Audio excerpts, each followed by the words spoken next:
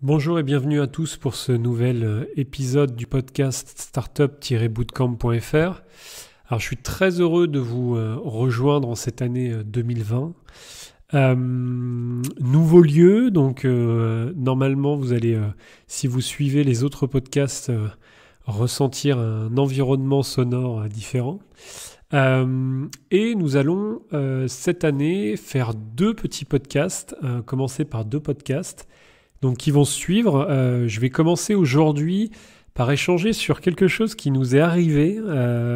Donc en fait, Startup Bootcamp est un blog participatif où plusieurs personnes viennent écrire sur ce blog autour du marketing, du retail, d'Amazon et autres, et de l'entrepreneuriat en général.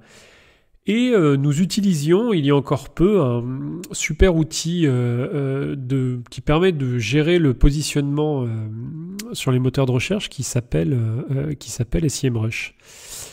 Et voilà, dans ce premier épisode, je vais expliquer un petit peu ce qui s'est passé avec le commercial SEMrush et je vais, au travers de cette anecdote, vous montrer ce qu'il ne faut pas faire, ce qu'il ne faut surtout pas faire avec un client. Puisque ce commercial, alors je ne sais pas s'il était débutant, mais je pense se croyant malin avec sa technique, du coup a perdu un client et chez SEMrush, la licence est à quasi 900 €, donc voilà, ce n'est pas rien. Licence annuelle à peu près 900 €, c'est pas rien. Et dans le second épisode, je parlerai d'une erreur que les startups font le plus souvent lorsqu'elles conçoivent leurs produits. Même chose, petite anecdote qui a été que l'on a vécu il y a peu, mais voilà, vous écouterez ça dans la deuxième partie de ce podcast. Allez, commençons avec la première partie. Donc, dans cette première partie, donc comme je le disais, nous étions donc clients d'un logiciel de positionnement SEO qui s'appelle SEMrush.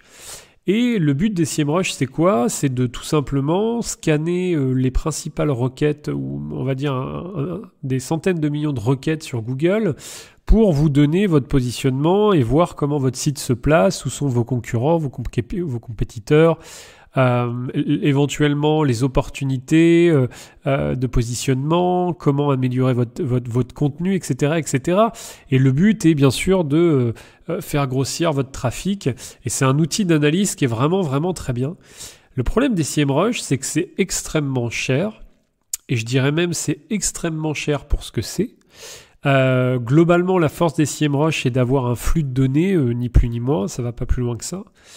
Et on a voulu donc reprendre la licence l'année dernière et en fait, le commercial nous dit oui, il n'y a pas de souci, mais par contre, voilà, il y a les nouvelles features, la nouvelle fonctionnalité XYZ et du coup, le prix a changé. Il n'est plus de...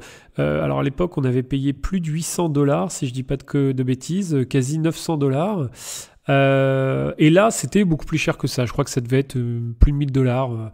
On prenait quasi 200 $ d'augmentation pour un produit qui, clairement, n'évoluait pas tant que ça. Donc, voilà, j'ai essayé d'expliquer à ce commercial que, globalement, non, l'augmentation, c'était beaucoup trop cher et la personne a voulu nous faire, en fait, une offre pour cette année, mais en fait cette offre revenait au prix que l'on avait payé à l'époque en nous disant « Ah oui, mais c'est la seule fois que je pourrais vous le faire, mais par contre, il faut le reprendre X années. Vous n'allez pas le reprendre qu'une année, vous allez le reprendre X années. » Alors, qu'est-ce que je veux dire dans cette anecdote ? C'est que ce commercial, il a fait deux erreurs. La première, il n'a pas compris l'utilisation du client, l'utilisation que fait le client de son produit. C'est-à-dire que s'il avait un petit peu travaillé, il aurait pu regarder qu'on n'utilisait pas toutes les fonctionnalités et que l'équivalent des fonctionnalités des SEMrush que l'on utilisait, on l'avait la moitié du prix sur des produits concurrents qui ne faisaient que ça. En l'occurrence, il y a un produit concurrent qui s'appelle Monitorank, qui est français, qui coûte vraiment rien du tout. D'ailleurs, on s'est tourné vers Monitor.rank maintenant. Et tout simplement, voilà, le commercial, premièrement, la première règle, c'est connaissez vos clients. Regardez ce que consomment vos clients chez vous. N'essayez pas de vendre des produits sans connaître le besoin. Ça, c'est la première chose. La deuxième chose, j'avais beau lui expliquer que... donc en gros, SEMrush est divisé en 3 catégories. La première catégorie est vraiment du suivi de positionnement. La deuxième catégorie de fonctionnalité est basée sur du monitoring AdWords. Et la dernière est en fait un outil qui permet de faire de l'analyse de pages et va donner des clés d'amélioration dans la rédaction du contenu. Et en fait, et c'est là où ils sont très très mauvais en fait, ils sont vraiment très très mauvais. C'est que le premier produit, vous prenez Monitor.rank, c'est, je vais même pas dire 10 fois moins cher, Monitor.rank est tellement pas cher que c'en est choquant.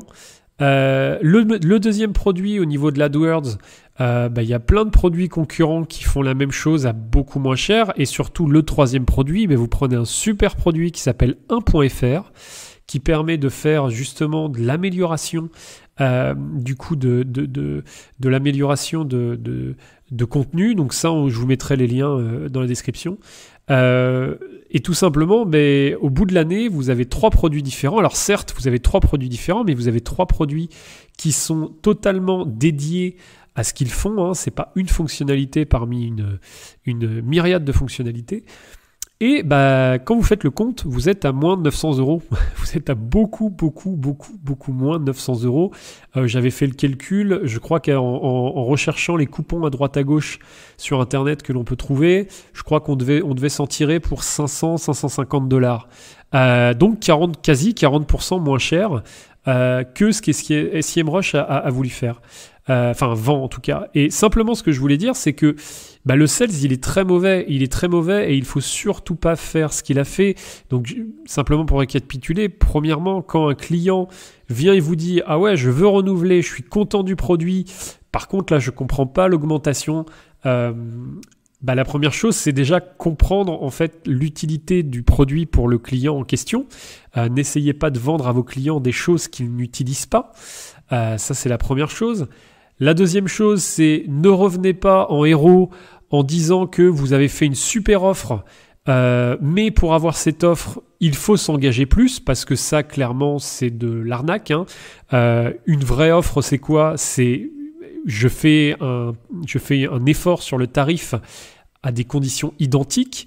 Là, c'est vraiment enfler le client en lui disant « Viens mon ami, je te fais 20 points de moins, mais par contre, tu viens 2 ans de plus. » Ça, clairement, non.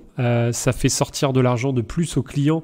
Et c'est à faire ça, en fait, tout simplement, vous allez perdre la confiance du client. Un sales, un commercial n'est pas spécialement quelqu'un qui arnaque. Ça, il faut le comprendre. Un sales, c'est une personne qui est là pour aider le client, lui apporter une solution à son problème et si c'est du business, lui permettre de faire grossir son business et qu'il n'ait pas besoin spécifiquement, qu'il ne sente pas qu'il se fasse arnaquer. Je prends souvent l'exemple, mais un commercial n'est ni un vendeur de voitures, ni un vendeur de fenêtres qui va essayer de faire le plus gros chiffre et de vendre les pires produits possibles pour atteindre son chiffre. Clairement, si vous faites ça et si c'est la façon dont vous vendez, vous ne tiendrez pas longtemps. Vous êtes en train de creuser, je reprends toujours cette image du mineur qui creuse dans sa mine et en fait qui ne fait pas attention et qui balance derrière lui toute la terre et en fait il s'ensevelit lui-même. Donc c'est tout simplement c'est un hamster, il est dans une roue, il essaie de sortir, il ne pourra jamais sortir. Donc ça, attention, ne prenez surtout pas pour un idiot votre client, parce que un client mécontent en parlera à 5-10 personnes autour de lui, alors qu'un bon client en parlera à 2-3 personnes autour de lui. Donc ça, il faut bien le comprendre. Et la dernière chose, essayez d'avoir à minima la vision de votre marché, la vision de votre industrie. N'essayez pas de vendre des produits, si vous savez éperdument que vos différentes fonctionnalités sont disponibles sous différents produits et qu'en associant ces différents produits, et en plus les produits sont meilleurs, et ça pour le coup c'est le problème des SEMrush, c'est que SEMrush est très très bon pour le positionnement, mais pour les autres fonctionnalités, bon franchement c'est plutôt aléatoire. N'essayez pas en fait de pousser absolument votre produit, ou alors faites un choix. Ce qu'aurait dû faire le commercial, c'est ok, cette personne n'est pas ma cible, je sais de toute façon que mon produit est plutôt utilisé par des grands groupes ou des grosses agences ou autres, donc je vais plutôt prendre mon temps de sales, mon temps journalier de travail à essayer de vendre pour cette cible. Et dans les clients, il y a toujours de la perte. De toute façon, au bout d'un moment, il faut savoir optimiser son temps. Donc voilà, simplement une petite anecdote. Alors, aucun grief envers SEMrush. Encore une fois, si vous avez les moyens, allez-y. C'est vraiment un super produit. Mais j'ai été surpris de voir le commercial aussi mauvais. La